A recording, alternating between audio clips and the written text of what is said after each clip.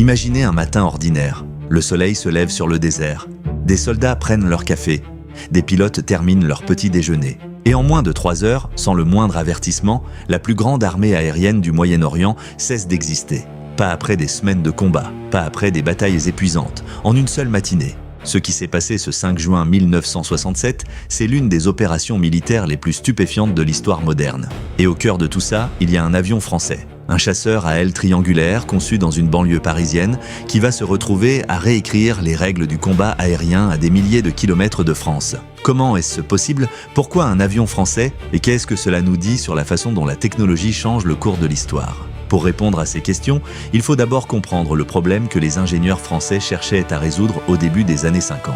Après la Seconde Guerre mondiale, l'aviation militaire traverse une mutation radicale. Les leçons des combats en Corée sont claires. La prochaine génération de chasseurs devra aller vite, très vite. Mach 2, c'est-à-dire 2 fois la vitesse du son, devient le Graal. Mais voilà le paradoxe. Plus un avion va vite, plus il est difficile à contrôler.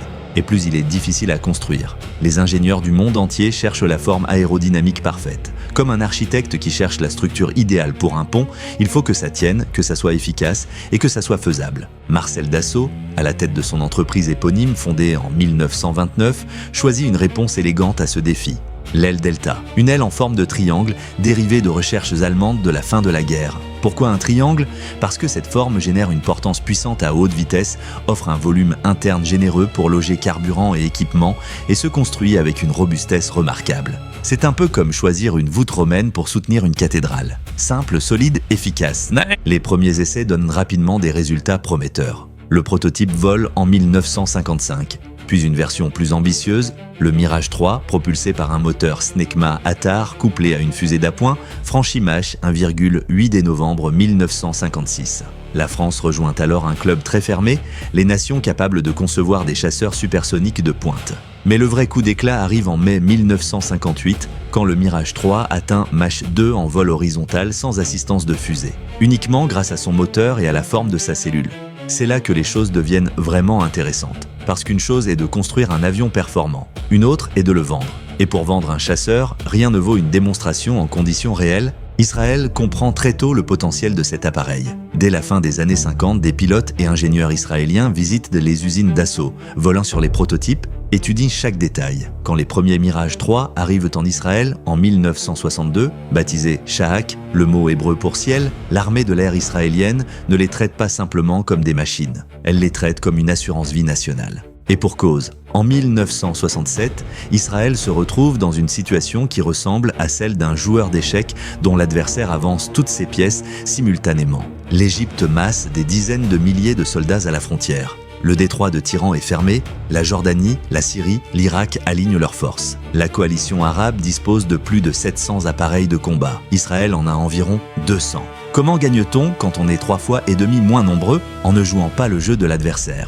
Le plan israélien, baptisé Moked, qui veut dire focal ou point de concentration, repose sur une idée aussi simple que terrifiante, détruire l'aviation ennemie avant qu'elle ne décolle, pas en combat aérien, au sol, quand les pilotes boivent encore leur café. Le timing est calculé à la minute, 7h45 du matin. Pourquoi cette heure précise? Parce que les patrouilles de nuit sont rentrées, parce que les officiers supérieurs ne sont pas encore à leur poste. Parce que le soleil se lève à l'est, dans le dos des attaquants israéliens qui arrivent de la Méditerranée, éblouissant les défenseurs qui regardent vers l'ouest. Chaque détail a été pensé comme les pièces d'un mécanisme d'horlogerie. Les pilotes israéliens survolent la mer Méditerranée à moins de 30 mètres d'altitude. 30 mètres, c'est à peu près la hauteur d'un immeuble de 10 étages. À cette altitude, les radars égyptiens ne voient rien. Silence radio total. Pendant tout le transit, personne ne parle. Chaque appareil sait exactement où il doit être, à quelle seconde, et puis à 7h45, comme si quelqu'un avait appuyé sur un interrupteur, tout se déclenche simultanément sur 10 aérodromes égyptiens. Ce qui rend cette attaque si dévastatrice, c'est l'utilisation de bombes spécialement conçues pour détruire les pistes. Ces engins pénètrent le béton, s'y enfoncent, puis explosent en dessous, créant des cratères impossibles à combler rapidement. Une piste transformée en gruyère, c'est une aviation clouée au sol. Sans piste, même le meilleur avion du monde ne peut pas décoller. C'est aussi basique que de crever les pneus d'une voiture avant une course. Puis viennent les passages suivants. Les avions stationnés sont mitraillés au canon. Les hangars, les dépôts de munitions, les centres de commandement sont ciblés systématiquement. Et le tout se répète vague après vague avec une précision qui laisse les défenseurs dans l'incapacité totale de réagir. 3 heures après les premiers tirs, le commandant de l'armée de l'air israélienne annonce la nouvelle à son chef d'état-major. L'aviation égyptienne n'existe plus. 300 appareils détruits, dont la totalité des bombardiers lourds qui menaçaient les villes israéliennes. La supériorité aérienne qui donnait des cauchemars aux stratèges israéliens depuis 15 ans vient de s'évaporer en une matinée. Mais la journée n'est pas terminée.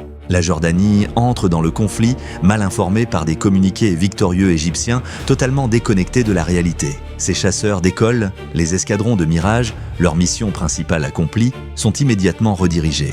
Résultat, l'aviation jordanienne est éliminée dans l'après-midi. La Syrie suit le lendemain. L'Irak tente d'engager ses appareils depuis une base à 800 km. À la limite absolue du rayon d'action du Mirage. Les pilotes israéliens dosent leur carburant au millilitre, utilisent la post-combustion avec une parcimonie d'orfèvre. 10 appareils irakiens sont détruits.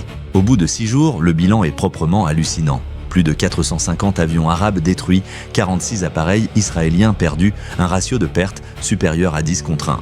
Mais voilà la question qui mérite d'être posée. Le Mirage 3 était-il vraiment supérieur au MiG-21 soviétique qui équipait les forces arabes? Techniquement, la réponse est « pas forcément ». Le MiG-21 était plus léger, plus agile en combat tournoyant. Le Mirage était plus rapide en altitude, mieux équipé électroniquement et armé de 2 canons de 30 mm particulièrement efficaces. Les 2 appareils se valaient à peu près sur le papier. La vraie différence était ailleurs. Un pilote israélien volait 150 à 200 heures par an. Son homologue égyptien ou syrien 50 à 80 heures. La maîtrise d'un avion de combat, c'est comme jouer d'un instrument de musique. Le talent compte, mais les heures de pratique comptent de davantage.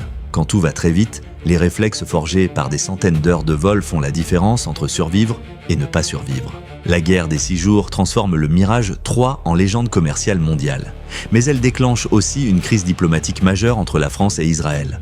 Le général de Gaulle, qui réorientait depuis plusieurs années la politique étrangère française vers le monde arabe, saisit l'occasion pour imposer un embargo sur les livraisons d'armes.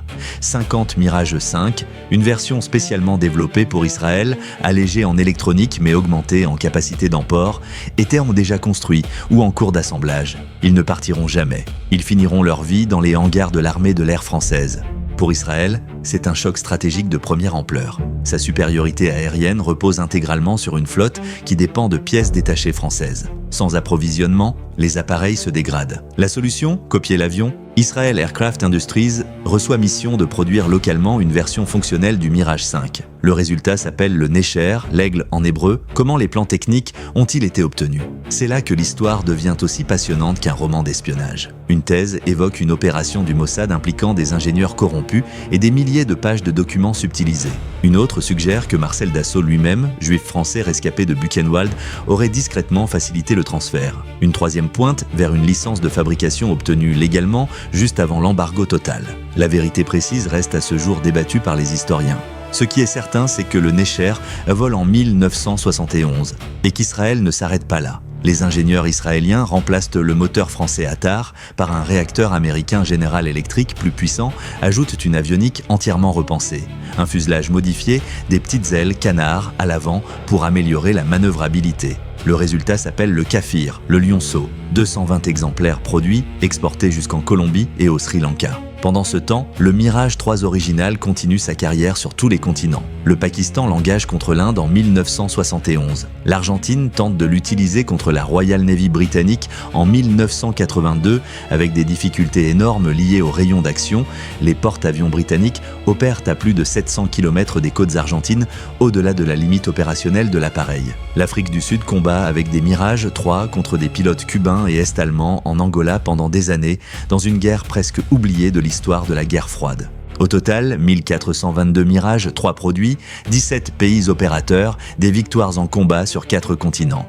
Et voilà peut-être le fait le plus surprenant de toute cette histoire. L'armée de l'air française, elle, n'a jamais utilisé son Mirage 3 au combat. Jamais. Tous ces succès, toutes ces victoires qui ont construit la réputation mondiale de l'appareil ont été remportés sous des cocardes étrangères. Israël, Pakistan, Afrique du Sud, Argentine. Ce sont eux qui ont fait la publicité de l'avion français, une publicité payée en mission de combat réelle.